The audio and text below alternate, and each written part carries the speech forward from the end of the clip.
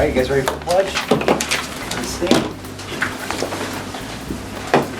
Pledge allegiance to the flag of the United States of America and to the republic for which it stands, one nation, under God, indivisible, with liberty and justice for all.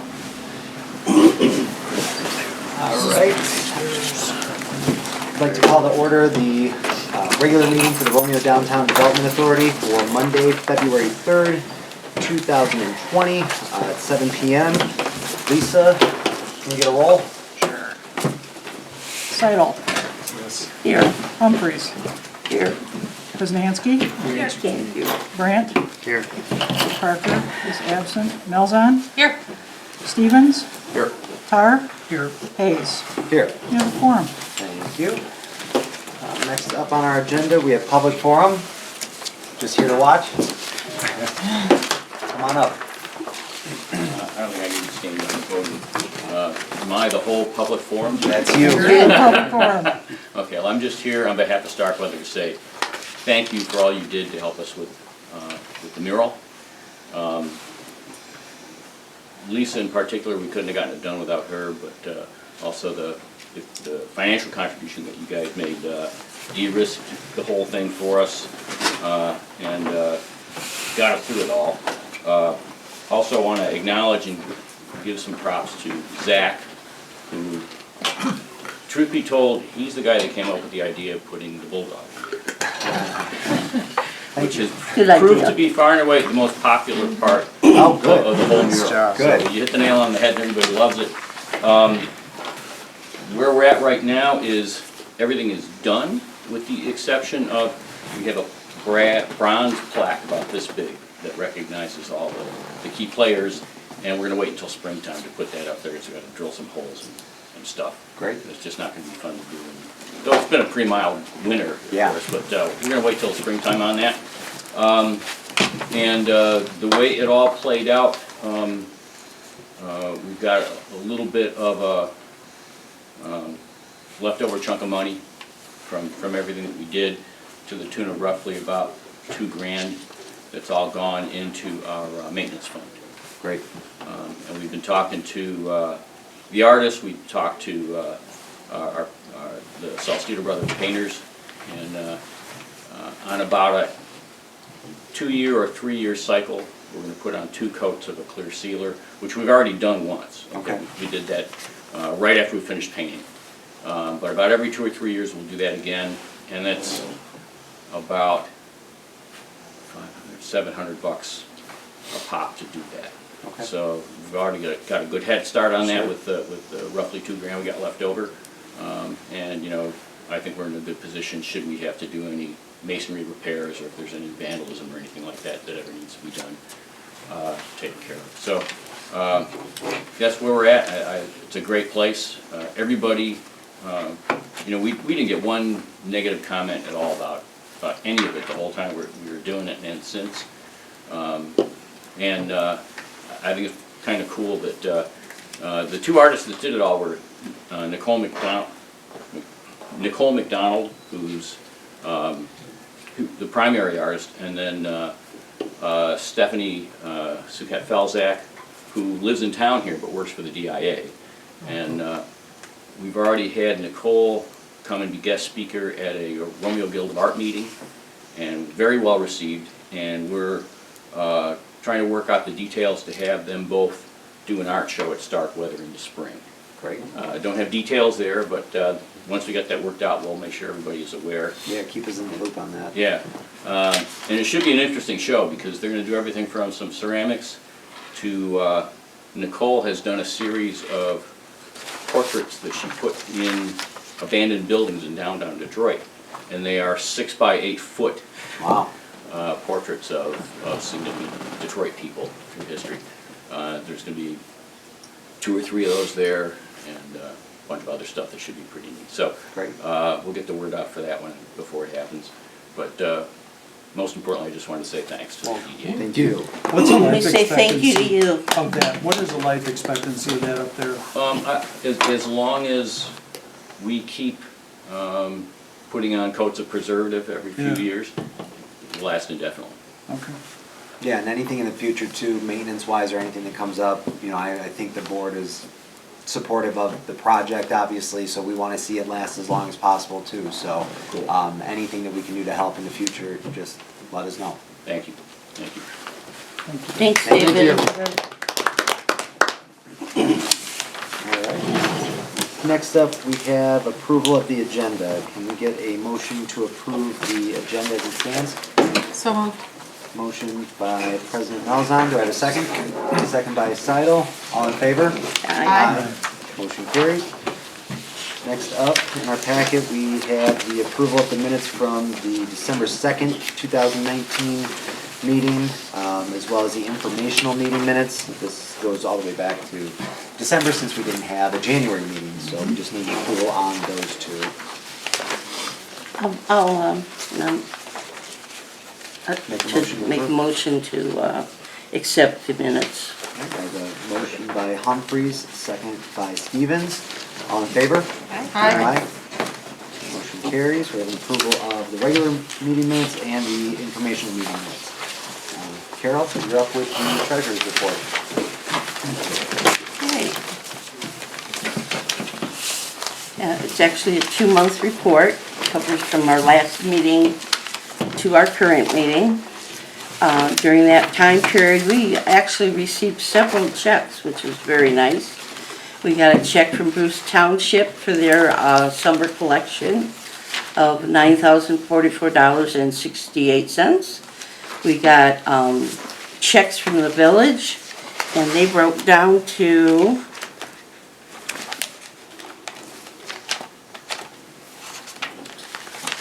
I know by heart.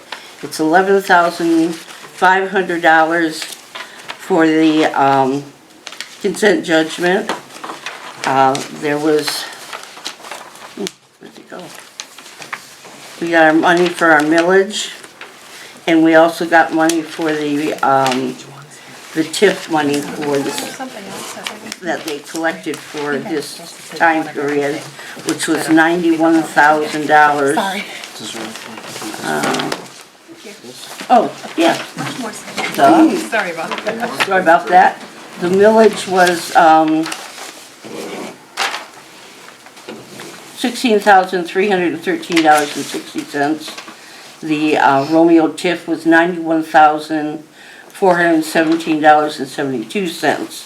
And then we also, but this is prior, did get our money from the state of Michigan for $11,418.87.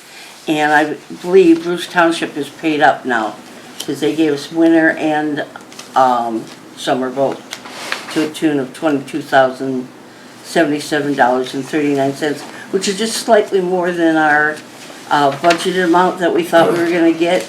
The TIF replacement for Michigan was almost double of what we thought we were gonna get. The millage was a little less, and that's because it was money that the village didn't collect. So when they get it, we'll get it as you know, priors. And the TIF is almost right on the money, $17 difference.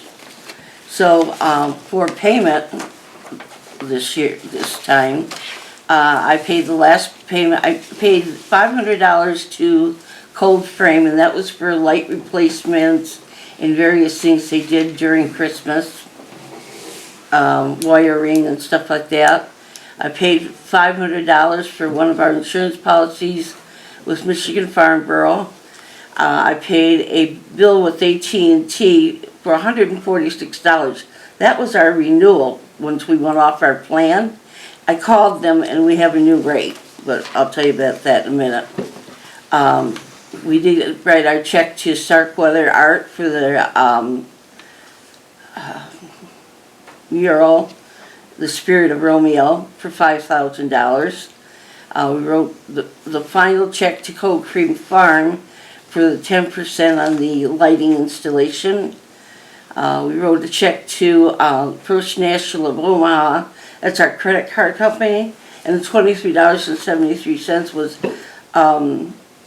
Lisa went after New Year's to Salvation Army and picked up some baby clothes for scarecrows for Harvest Days. The new AT&T bill that we have, I just paid it $62.48, so I got it cut in half. Chamberlain Farms, $50, that's the deposit for harvest days for the pony rides and animal farm that she brings in. Then we didn't spend anything out of the investment account. That's where I put the Romeo checks. I put Bruce's check in the general account. And then our payroll account,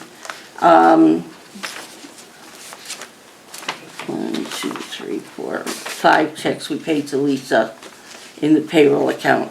Some dates are off. I was off on vacation, so, you know, I paid it when I got back, so.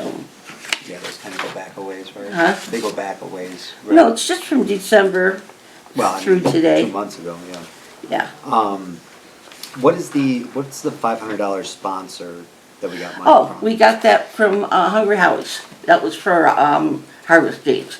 It was the last Oh, one. okay. We collected quite a bit of sponsorship money. In fact, if you look on your budget, you'll see that we got $7,260 in sponsorship money from different various sponsors that we contacted, and that we sold $2,484 in wristbands the day of the event. So we collected $9,744 towards this event.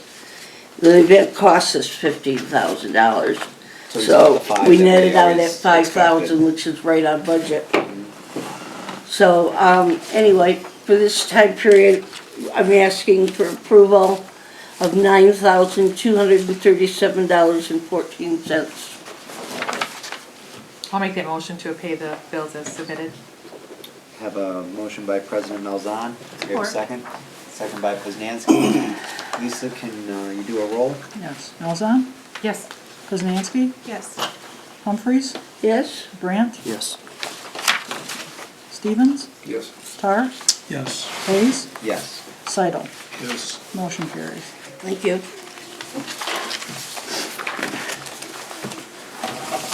there anything else we can go over? I'm good. Good? All right. Thanks, Carol. I did bring the budget because I know we'll need it for other discussions tonight. Doesn't matter. Should we already be No, looking I at can get one from Lisa if I need one. like a budget meeting? Oh. We need to kind of just get a ballpark idea about Christmas lights. All right, next up, Lisa Hall with the DDA Director's Report. Typical, okay, well, office filing, you know, emails, return calls, at the bills to Carol as needed, talked to the insurance company a couple of times. I did the final edits to the final flower and watering contract, and I got it to you and got your signature, and just waiting on Ray's signature, and then Carol can cut him the first check. He brought me the books, and there's some really nice stuff in there, so I'm looking forward to seeing what he's gonna do this year, so should be good. I ordered some catalogs and requested some information for the Christmas lights, because we had a subcommittee meeting on January 23rd. I think overall it went really well. Megan was there, Carl was there, and there was 12 people total. So how many business owners did we have? We had Oh, one, goodness. two, At least 3. 5. We had 4 residents. I mean, if you count. Yeah, 1, 2, I think we had like 6 Yeah, business owners overall. is who we had.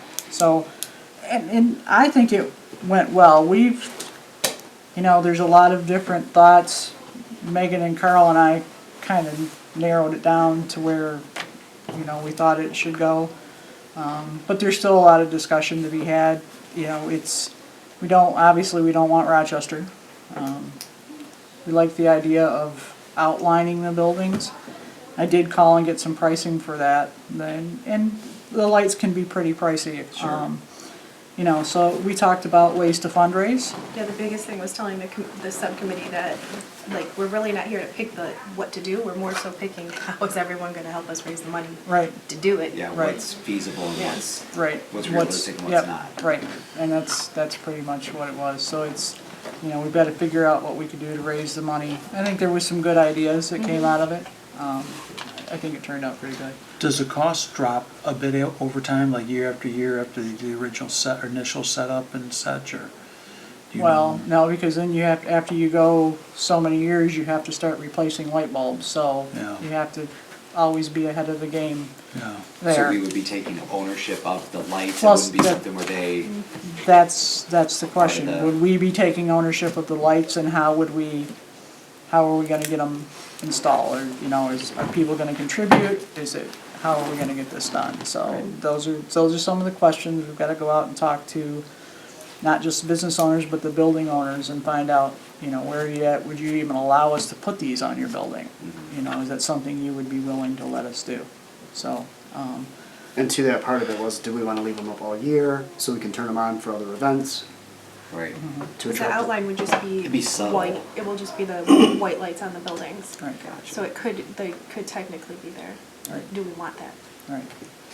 yeah, I That's- think you'd have to get all the business owners, building owners into a room at that point and, you know, Mhm. come to a consensus, but yeah, definitely need to lay the groundwork with. Yeah.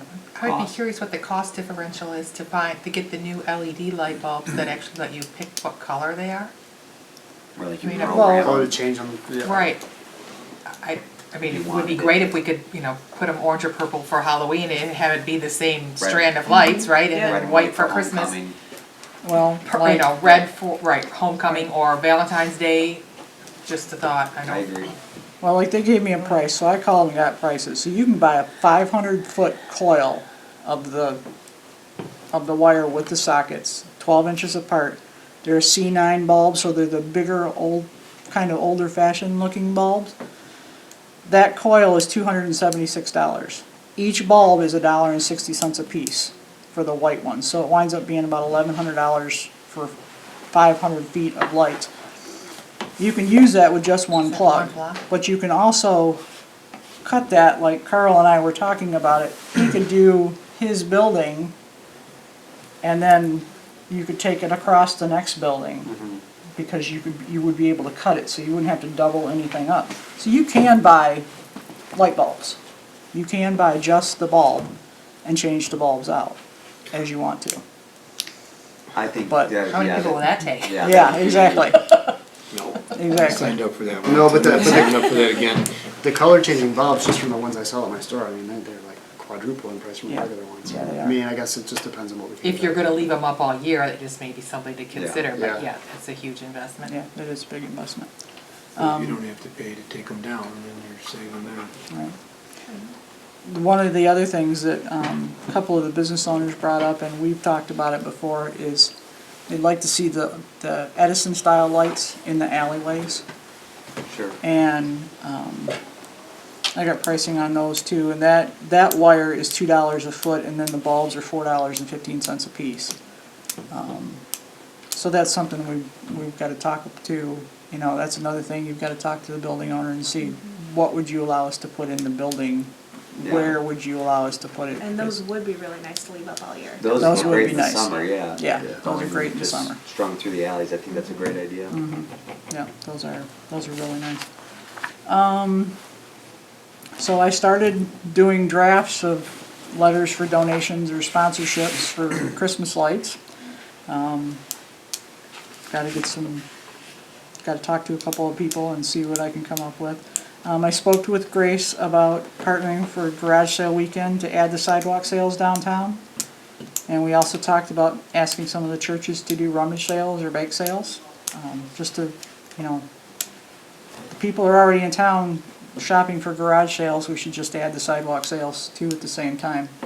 It just seems like a good time to add them. I spoke with a lot of the store owners and they are interested. And then I talked with Main Street a little bit, and they would like to do multiple movies in the park with us this summer, as Similar long to as the Parks and Halloween. Rec, yeah, and on into Halloween, so I think it's a good idea. I do too. I think it's a really good, maybe not every Thursday, but even one a month would be, you know, Yeah. would be something to bring people Yeah, to because there's so town. much going on in the summer as it is, it's hard to get, you know, week in and week out, you're not necessarily gonna have a huge crowd. but I think if we limited it to once a month, that'd be good. Mhm. I do have a quick question going back to the donation though for the Christmas lights. Like, do you think we should have like our numbers first before, that way we know like if we're asking for a $5,000 Right. top tier sponsor here, you're the gold, and then you've got the silver sponsor underneath that, so we kind of have some more definitive numbers to go to sponsors with before we just start asking for money, Right. you know? Yeah, well, I agree with you, and I was thinking about it today. I mean, Rochester had to start somewhere, and I'm gonna call her on Friday, or email her on Friday and say, how did you guys get this going? What was your thought process, and, you know, Right. how did you, Have you explored any crowdfunding opportunities? The MML canceled the only one that I was registered to go to. Because I thought, well, there may be something that we would wanna do maybe for the park project. But my thought is that there's enough residents here that love to walk downtown that maybe would donate 10, 20, $25 to that instead of just necessarily a business. So I don't know if there's a way to get a GoFundMe page or some other sort of Facebook, post that, hey, or even honestly to do a mailing, just to do an every door direct mailing and saying, when we get the cost all outlined, hey, this is what we'd like to do, this is what it's gonna cost, if you'd like to contribute, we'd appreciate your support, and just see what comes rolling in. What was the response that we got on the Starkweather mural mailers that we sent out? Was there Quite good a few, feedback? quite a bit. yeah, I don't know that I have a total, but it was a couple hundred There was a that we couple got hundred, back yeah. from Okay. the 13 or 1,400 that we sent out. People are opinionated. That's good. yeah, they are. But they also like to They'll feel give it to valued, them, like their sure. opinion matters. Yeah, well, I think that's definitely something, at the, with the subcommittee for the Christmas lighting, that's one of the things to talk about too. How are we going to Right. market this to the town, and if we can get additional funds that way, maybe that's the, It could be. they're a sponsor level as well. That's how they do it with the crowdfunding. You donate X amount for this, X amount for that, this is what you get for your, Yeah. investment. And you could actually probably continue the Edison lighting, not only from the Starkweather Alley, but go right into Village Park. And make that look very, very quaint. Yeah. And it'd be a destination for weddings then. Well, and we know that Rochester still fundraises to pay for their lights every year. Couple big fundraisers that they do. Yeah. So Yeah. it's, and it's Lot of gonna be an ongoing ongoing costs. thing. This isn't gonna be us, we fundraiser to get this and then we stop. We're gonna have to continue We have to these continue it. projects. Yep. Like having spaghetti dinner or something. I'm working on, I don't know how it will, if it will even pan out, but, talk at the table is what if we had more like a Bulldog card, each business 5% off. If they bring in their card, it's like a $25, $30 card, you bring in the card, you get 5% off your purchase. We're talking about, well, okay, do we make that indefinite, do we make that as many purchases, how are we gonna narrow this all down? So, it's Like gonna be a people matter would of. buy that? Yeah. Yeah. You gotta watch with what they're already doing for that kind of stuff, like especially like the football team sells Yeah, their they're cards out, and mostly the football team does a lot of, Taco Bell, Tim Hortons, Sure. we're focused just What's in the down village. DDA. And it will be mostly talking to all the business owners and seeing what they're willing to offer, first of all. That was just the thought of, we hand out a card that gets you some kind of a discount, and we get, right off the top, sure. $20 to the 25 for this stuff. I think back to your earlier point, we'd have to know if we're looking to find $70,000 worth of lights or $15,000 worth Right. of lights, because, one linear 500 feet seems like a lot, but It goes quick. Not- Right. yeah, It goes quick. No, my It building goes is quick. 26 feet of sidewalk, so if you're doing top and bottom, probably up and down it, that's, it's 100 plus Right. right there, so, Right. plus height, Not a right. lot. So it doesn't go as far, and, Right. at $4 a light bulb, I'd be worried they wouldn't be there in the morning. Well, the Edison bulbs, Right. but the other kind Like $1.60. is only It's buck and a half. $1.60 is what they are. No, I know, but I'm just Only. saying, if you, And like I was telling Lisa earlier, if we're gonna leave them, the strands up all the time, if I was a building owner with that, I'd get a ladder and up to 10 feet, take all the light bulbs out so that kids can't walk by and go, I'm not sure the LED ones will, those strands will Do If you what? take a bulb out, I don't They know, won't those keep LEDs, going. they'll keep going. That's true. Plus you got an open It socket. interrupts service. It's not a good idea. Yeah, even if water gets in it, yeah. But we have another meeting, we've got another meeting scheduled for the 27th of this month, so, Well, stick the figure there. you know, You said the 27th? 27th, yep, Thursday the 27th. Are you guys meeting at Main Street Yeah. again? Yeah, that seems to work out, It's a good spot. yeah. Well, we'll come in with a better plan this time. Yeah. It wasn't bad, I thought it was good, but so what? Yeah, So is that, the movies in the park then, is that something that is another subcommittee, or that's just something you and John are discussing? John kind and, of- yeah, John and Julie and I and, Okay. and Grace Well, and can if we continue handle with that. it, do we borrow the screen? Do we rent the screen? John and Would we Julie this- own the screen. Okay, I was saying, should we just buy one if we're gonna continue? I mean, they own that screen, Okay, cool. and I can talk to them and say, you know, Is Phil helping you with that too from the winery? no, we didn't last year. You We might just- want to approach Yeah, him. I'll I know do. he's, since he's right there, Yeah. and he was very interested in hosting, you know, a multitude of things in the park, so he'd probably be a good partner. Okay. Um, And if we get the parking lot going, we could advertise a spot for parking to come through. That's true. Lisa, it's not on the director's report, but where do we stand with benches? They're supposed to be installed in the spring. I have to talk to Tim and find out what their timeline is and, you know, see where they're at and what they're thinking. So it's on their radar, but we don't necessarily have a date when those will be. You don't have a set in stone date, no, no. Because they still have to be assembled, right? No, they were assembling They them. assemble them? Yeah, they're assembling Everything, them. even tables and everything too? I don't know if they assembled the tables, but I mean, last time I was Majority. down there, they had quite a few they're We benches. just still storing them have, right now. and we still have to remove, figure out how they're gonna be properly put in. And even, I mean, some of them are going in different spots. So Right. it is still gonna be a bit of work, Mhm. coordination. Mhm. What month do we wanna even aim for? Tomorrow. I mean, it's been so mild, really, we could have. Well, I heard on the news today that the spring is coming early. April? April would be Do you want them in nice. by April? It would be nice. Yeah, I can talk to Tim and see. Or we wanna start When in is April? Flower Are we Day? saying we're doing the work in March and we want it finished in April? How? I don't know what their workload's like realistically. Right, they were down another man, we lost an employee. Tim just hired somebody, I don't even know that he started his first day yet, so. And you get a couple snowfalls in there somewhere, it Yeah. changes everything. So realistically, if we could shoot to get it at least wrapped up by the end of April. I mean, and realistically, I think that's a fair. Let's just start the conversation. I'll make up an actual official map, not just a hand drawn. Christine, when is Arbor Day?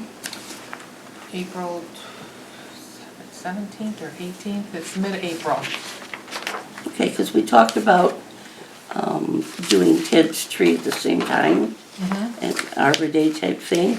Maybe that would be a good time to have the benches installed to make it a destination to come downtown and See the new bench? celebrate all that. Do the tree dedication. Okay. It doesn't have to all be done. Right. Yeah, because it's probably a few hours per bench to install those things, because they gotta core it, they gotta epoxy those in. I mean, it's not just a matter of pounding a nail into it, right? I don't. That's without knowing No. what Yeah, I we're have no even, idea. you know. And even the old ones, if they're just gonna, if they're rusted into the ground, they gotta, They'll just cut off Yeah, the old cut ones, it. is my guess. so it's not like you can reuse the same.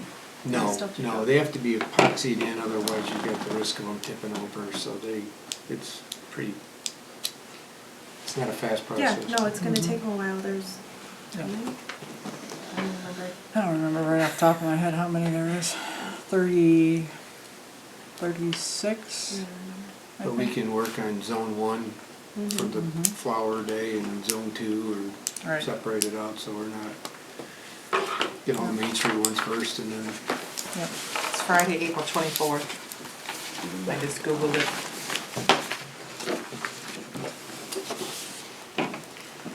Lisa, what's the completed edits on final flower and watering contract? Is that for next year's contract? That's this one that starts this year. That's the one that we just bidded, Approved in that you December. just Okay, so awarded. we were still editing it, or? No, I think it's, we're That done, was the right? actual contract, not the bid. I mean, I just had to go through and make some minor edits, cause there was a couple of typos in there. It wasn't Okay, so anything it major. wasn't anything that changed the contract? No, it wasn't anything to Contract change the that- contract, it was just typos and things like that, and I sent it to Zach to review. There were, and there were a couple changes. There's a couple of little that were changes. requested. It was just more about timing and things of that Mhm. nature, but it's stuff that they've been doing the whole time anyway. We Right. just wanna make sure it's, clear and Yep. concise on with the Yeah, as payroll, long as so. it didn't affect the contract No. itself, because you No. can't really go in and modify post. No, no, not at all.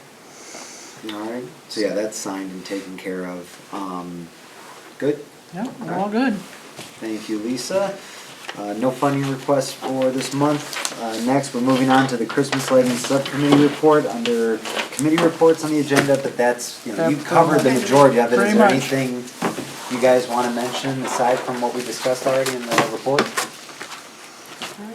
Do you need more involvement? Is it, For right now, I think we're good. The amount of people we had, I think as the fundraisers come, we will need more involvement. Yeah, Okay. yeah, I think we will, yeah.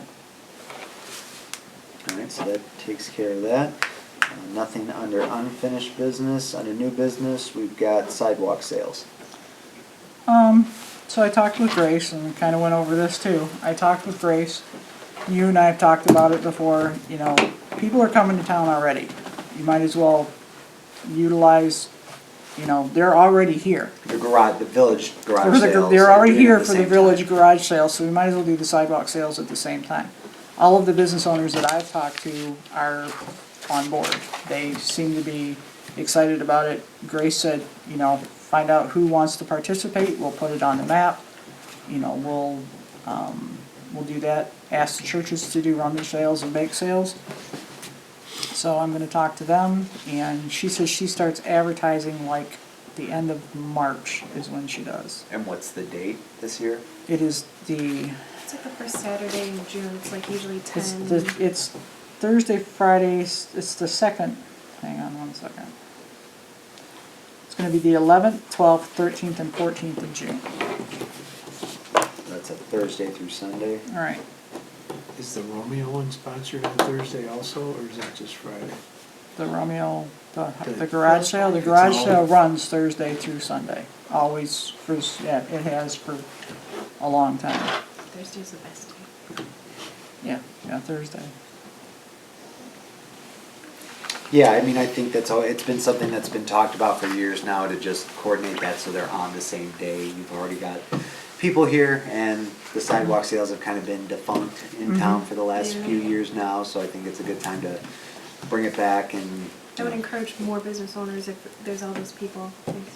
Well, and something else we talked about too, prior to the meeting, when we were just waiting for everybody to get in, Christina mentioned, there are other businesses that don't necessarily have a component that lends to putting something out on the sidewalk, so if there's anybody who has other vendors or anything like that that they think would be a good fit, we obviously wanna set some parameters for that, for what is and is not in keeping with the spirit of the sidewalk sales, but, just something to keep in mind too, for in front of the other spots, so maybe next month we get a subcommittee together and kinda lay some specifics out.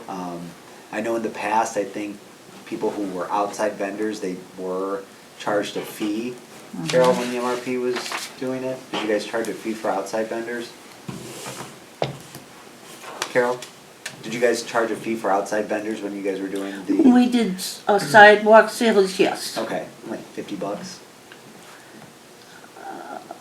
We did that through the MRP and, I think, no, for that long weekend, it was a little more, it was 60. Okay, so it's something that we could use to generate some additional funds as well. Because we had food trucks, coffee trucks, we gotta be careful what we bring in. They don't want to take away Right. from the businesses. You don't right? wanna, you don't wanna take away anything No. from the existing businesses. And you have to have permission of the building owners that they're not using their space. So Right. they'd have to donate their space to the event. I think that's the point where we maybe go up and down. You just do a face-to-face with every business owner and say, are you setting up? If not, can we set you up with somebody, or do you know somebody who you want to set up, so. Cool. I'll kind of, if anybody else is interested, I'll kind of take the lead on that as far as getting the subcommittee together. If anybody else is interested in, you know, getting some of those details in place, maybe I'll shoot out an email in the next couple weeks.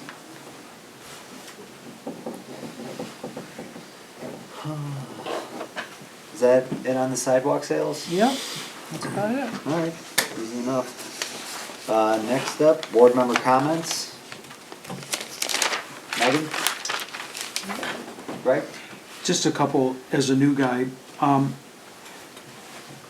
maybe this is just longer discussion with someone one-on-one here a bit. Trying to understand briefly the difference between the chamber and DDA as we talk about these sidewalk sales and things like that. What role does a DDA really play in that sort of stuff? I understand, the mission statement, the economic growth to promote it. And I sort of looked at that more as an infrastructure standpoint, promoting it through parking and things like that versus activities. Is there a line of delineation? Do you work very closely hand in hand with the chamber on some of these things? And Sure. is there a lot of interfacing that goes on if somebody can Yeah. just? Yeah, I mean, I think there's a long and short of it. I mean, for the most part, we do end up collaborating on some different things. For instance, the Art and Wine Walk is a great example of one that we collaborate on with the Chamber of Commerce. So that falls into our marketing and our events budget. So we budget for different things that are, some are infrastructure related and other things are more events or anything that's CBD, Central Business District, promoting. So there will be a lot of crossover with that. I know in the past, when we work with Kelly has always said, well, there's only so much I can do in the immediate village because she Right. represents a much bigger part of Right. the tri-community area. So that's always been a struggle too. So how much time can be dedicated to Romeo? So that's where we kind of step in and help out. And I know in the past the chamber has helped out with promoting things like the sidewalk sales. So there does tend to be a lot of overlap where we're taxpayer funded, and the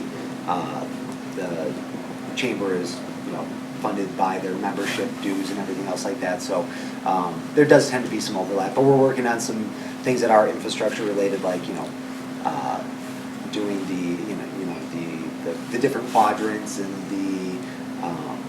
for instance, the dumpster corrals and things like Right. that, and trying to figure things like that out. So that's where a lot of the subcommittee formation comes into play, where if there is something that we want to tackle or really spearhead, that would be part of it, because as a smaller board, it's, you can only get so much done. So, there does, to answer your question, it's a little bit of everything. And if you look at the budget, that's where some of that will come to light as far as where we're spending our money and what we're budgeting for year in and year out.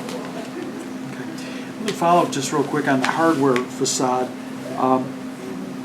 When they pulled building permits and stuff to do what they did anybody from the DDA, in an attempt to sort of preserve the downtown look and such, did anybody try to interface with them a little bit with their architect or what their plans were for the exterior finish and how it is going to look within the village? And what was that for? The hardware It facade. went through the HDC and the planning commission, it didn't go through us. I mean, they had to take their plans in front of the HDC for approval. Oh, you're talking about that? Yeah. The hardware Or store? the Yes. facade, Oh, okay, the gotcha. facade they- Gotcha. But so the answer is no, we don't really have any. Yeah, that would go through planning, I would imagine. Yeah. And HDC. The reason why I ask, and again, I'm new at it, so I'm gonna feel my way out here, but it says, to encourage a historic preservation. I think it's a fantastic story. I buy a lot of stuff there, but I was just sort of surprised in the end that when it came up that there was, I think, zero attempt to sort of blend in with historic preservation, and I think it very easily could have if there was a little guidance offered and direction, so. And I think that's, opening up the lines of communication, we've always said that, communication between boards and across boards, from planning to zoning to HDC to DDA to the village board, it's, you know, it's good to have those lines of communication open, so when those things do come up, I mean, unless you're looking at the agendas that are getting posted, you don't have any way of knowing that that's even something that would be coming up for a vote, so. And even if they were to communicate with us, it would be more of our opinion. We would have no Right. power behind to hold on to anything. Yeah, and I don't think it takes power to do it. I think it's just sometimes just a little guidance and walking with people on it. It's not a matter of jamming it on them, it's just a matter of, hey, you know, this was stuff they may have never even thought of, you know, because I just don't think that way. Years ago, just like our sign, you know, we had some money earmarked for signs that fell under our guidelines. There was a facade improvement grant opportunity. Those sorts of things have fallen by the wayside, and that could have been one, you know, something that was presented to them when they Sure. came before. I don't even know if that's still active. I don't know, I didn't examine the budget to know if there's any money It's budgeted still for in that, but budget. it may be something that we want to consider if what Greg is talking about is important, and any other opportunities that people are gonna renovate their buildings or put new businesses there, that we may want to look at that at budget time. I think you'd have to work then with the HDC and define the boundaries of the DDA versus, Yep, for sure. because they have their charter as well, right? Mm-hmm. How many people are on the HCC board? And they have no enforcement authority, correct? Correct. Well, I mean, they do. No one fortunately has ever really challenged it. Right. And I, you know, as a business owner, a multiple building owner in the village, I'm not looking for that. That's not the reason I'm here at all. I'm just, I just even think with Tri-County Bank, which I really appreciate being there. I've already moved my banking to that bank, but everything like their sign with some building looks phenomenal, but you know, did they get any coaching on the sign? Could have it been a little bit more? Probably could have been, but you know, someone's, you know, got to bring it up to them and maybe guide them a little bit and suggest some stuff to them. But you know, in the historic preservation part, that's just where I picked it up. It's, you know, to encourage a historic preservation. And I think that would go a long ways if we figured out how to begin that communication between the 3 or 4 different factions that are out there. And it's in no way to be adversarial, or it's just really to help, to coach and say, hey, here's some options, you know, and how can we help? I mean, I think we were pretty effective with the sign guidelines that we created. You I think we had enforced quite a bit of participation, and people, you know, wanted whatever dollars were available towards the cost of their signs, and it was voluntary compliance, but when we put together that package and it was handed out to the business owners, and I think they said, hey, if I can get $200, I'll get $200. If this is all I have to do to show my sign guy, Yeah. say incorporate these sorts of things. And so the same would go with a facade improvement. If we budgeted for it, we could come up with a set of guidelines.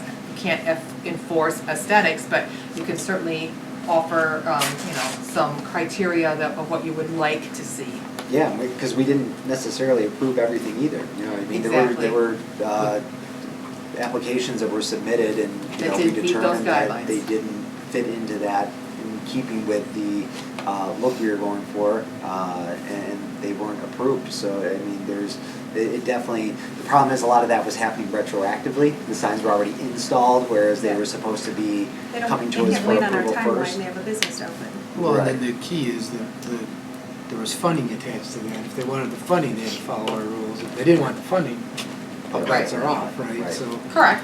the facade one was a lot of work. Jason, myself, and Matt Ponke were on that one, and the field that came through, that was not you know, there was a lot of research. Jason did a lot of the research on that to see what should have been there. So, And we do have $2,000 in the budget for that program, so that would allow up to 10 people to do their applications at For signs? $200 for a signs, piece. you're right. So, I mean, we haven't let it go, It's still there. it's just Good no to know. one's using it. Mhm.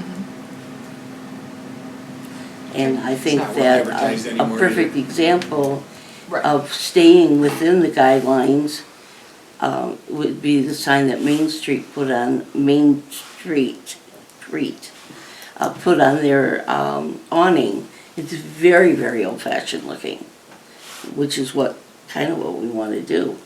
Go back to the old type of, But I think we were only funding the placard type signs, we weren't doing awnings at that, just. Yeah, they do Right. like, there's certain Yeah. materials, Materials, 3D, Yeah. even like the, But what do you're you call right. the old They hanging also have ones. a three they have dimensional. another glass sign too. But we could dig out those, we could review them, we could edit as necessary. We could give them to the look new to people model that something came to that would be town. effective, today. And what we have, maybe working in conjunction with the rewrite on the master plan, or, People it's not might tied in wanna there, update but their you're signs gonna. too. Is there, when the new guy comes to town and rents a space on Main Street somewhere, or 32 Mile Road, is there a packet of information they can come into the Village Hall and get, and that will kind of introduce them to DDA, the historic district area, and, you folks from the building department that says, hey, these are your resources, these are the. There's nothing official, there's flyers here and there, and it's what information that, they're requesting, or they communicate what they need. Yeah. That point person is Cindy Wilson in the office, so getting her the resources is probably key. Yeah. Okay. Well, I know there's a lot to do everywhere, so it's just, yeah, okay. Anything else? No, that's it. Okay, so I just wanted to briefly remind everybody that St. Baldrick's is coming up March 28th, big event here in the village. Please mark your calendars. The website is live. You can sign up to shave. You can sign up to just be a volunteer that day. Lots of hands are always needed for setup, tear down, and all sorts of things during the day. So that's March 28th. I was hoping to spur on a conversation, maybe at the next meeting I'll have some more details. I mentioned working with the County Road Commission and somebody from SEMCOG. Brian is going to start conducting a pedestrian crossing and bikeability study in the village. I would really like to, and I think we have a great need for mid-block crossings. I know that's been a project that Greg has mentioned numerous times. So I was hoping to get one or two people from this board, as well as maybe village council. Once I get a date, he's gonna come and actually just do a walkabout and have an open discussion of what do we think we would want to see. The county indicated that they were open to suggestions, but first we needed to have the study done. We needed to know exactly how many people are crossing, and where are they crossing. So there's some cameras that can be mounted in town that will actually capture that data, much like, the tracks that you drive over when they're doing an auto study. So just throwing that out there, it's on my radar. And if anybody's interested, please let me know. I'm interested. Okay, that's it. Is that Thank in you. the next month, 2 months? What's the timeline on We've that? been emailing back and forth since before the holidays, and so finally I sent another email out today, and I said, hey, can you please, let's narrow down some dates and get something on the calendar for that. So I'm just waiting to hear when he'll be in town and when they would actually be installing the equipment. Because I would imagine we'd want to do it obviously when the weather's nice and we're, Yes, yes, indeed. And then the last thing, I know we talked about snow removal on our sidewalks for a while, and that it really wasn't something that the DDA could undertake, but at the last snow event, we've only had one, we all know we've had a fairly mild winter, we did send out 60 violation letters. So the next snow event, I'm working with a couple of contractors who will just be going out and removing the snow from those properties should the violation occur again. So please keep me updated. If you are out and about and you're walking or you're driving and you see an area, just, It's 24-hour deal, right? just give me a heads up so that we can make sure that they get the letters, because that's what our ordinance says right now, but that's residential and both. okay. Right, the ordinance is for the entire village. But 60 letters were between the two. Correct. Gotcha. That went out this past snow event after, yeah. I thought the argument was though that we couldn't contract that out because of the union situation. No, it depends on the timing of it, right? We can't contract out regular snow removal generically, right? Just because it snows 2 inches, we can't hire a contractor because there's union contracts. But when it's a violation issue and a safety issue, then we can. Does Gotcha. that make sense? Yep. So I So the just wanted to first throw letter that is out there the that, warning, and the warning outlines the fine, and then. yes, but they were given a copy of the ordinance and the warning. They're not getting a second warning. Oh, these are to the building owners, right? The property, Property right, the owner. property owners, building owners were, yeah. And then those fines would be attached to the tax bill or something like that, similar to what they do with, Right, we would pay the contractor to go out and do it, and then we would send them a bill. If they don't pay it, it goes on their taxes. And we did offer help or some sort of a number to elderly or anyone who might not be able to do it. Yep, we sure did. And we have those resources, Just yeah, gotta in call. the village hall if they need help, so. I just wanted you to know that I'm doing what I can. Hopefully we won't have any more snow, but, no? No, we're supposed to have some more snow on Wednesday and Thursday. yeah, right? But that's all right, it'll be warmer. From what I'm understanding from a lot of other municipalities in the listserv that I get, is that a lot of them do remove the snow as a courtesy. They don't do salt, they don't do ice, so they don't salt, but they will go over a certain number of inches that fall and remove the snow. Gotcha. So the business, this is what you're saying? No, it's not necessarily. Oh. They pay for it out of their general, so I was surprised, but Wait, not all of them. yeah, so if a resident doesn't do their snow, they would do it for free for them? They would do it as a courtesy. What does that mean? I mean, that's- what Yeah. is the incentive The to clear that municipality, snow? right, there isn't. The municipality just does it, period. So the homeowners don't have to.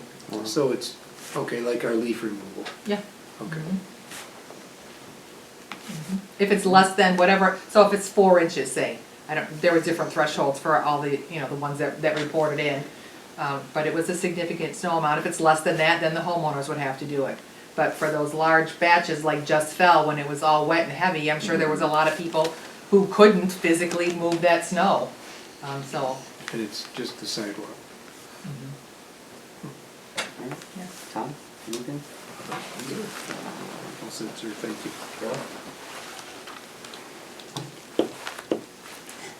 I would like to make sure that maybe on the next agenda, that we get a report as to where the LED lighting downtown is, and see if that's still a possibility. We could possibly partnership up with the village to change the lamp posts over to LED. I can tell you that right now. We heard one proposal, again, from ERC, which I think came here. And I just finally heard from Brandon from DTE, and he's working on some numbers. I don't know that he's gonna have it, he told me by mid-February, so I don't know if I'll get it in time to put it on February 18th for council presentation, or if it'll be March. But we're weighing both, having somebody else own them, which is ERC, or having the village pay for it through DTE. But looking at those numbers already, so. Is that the whole new poles or just bulbs that are different? It's Dependent. 50-50, yeah, depending on which program we go with. The poles right now are not in bad shape. Some of them probably need to be repainted, but they get knocked down frequently enough that they're not really in bad shape, unfortunately. What So, does it cost when somebody crashes one of those poles? I think there are a couple thousand, no, we don't recover a lot of that. It's a couple $1,000s, raw horn, all those bills. You can tell by all the new globes which ones have new globes. We seem to be near the intersection. Yeah. Go figure. Alright. Good. Or almost like Carl, you know, I'm good today. Lisa? Nothing? Nothing from me? Greg, welcome to the board. Thank you. Do we have a motion to adjourn? Support? Motion by Stevens, second by President Malzahn, all in favor? Aye. Motion carries, meeting is adjourned.